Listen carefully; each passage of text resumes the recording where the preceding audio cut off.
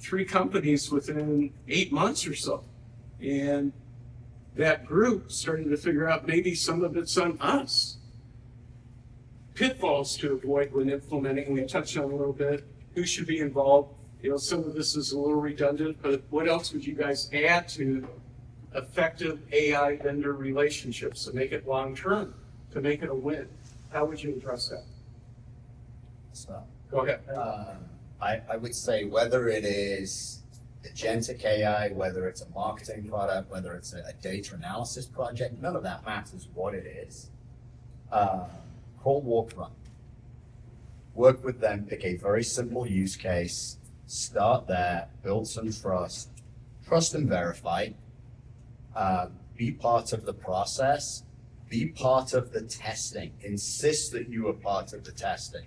And then after that, have a 90-day plan, even if it is just you on a Post-it note saying, I will, after, month 1, I will go and review 10 calls, or month 1, I will go and review 10 outputs. Have a plan to follow up and test that. Generative AI, if done right, can self-improve and will self-improve.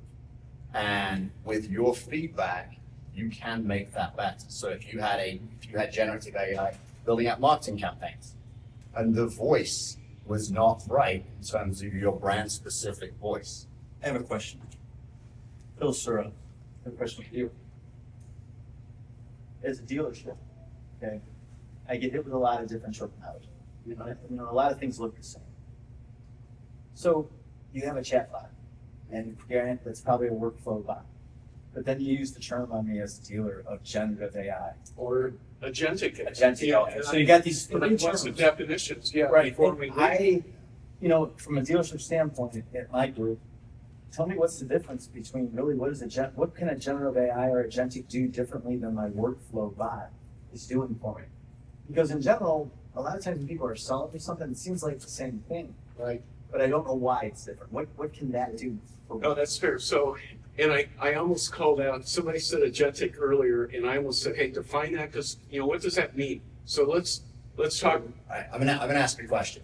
If I said the words, the sky is, what would be the next word that comes to your mind? Tell me. Wood. I'm English, it would be gray, so we get no sunshine. But my point in showing that is you predicted the next word, right?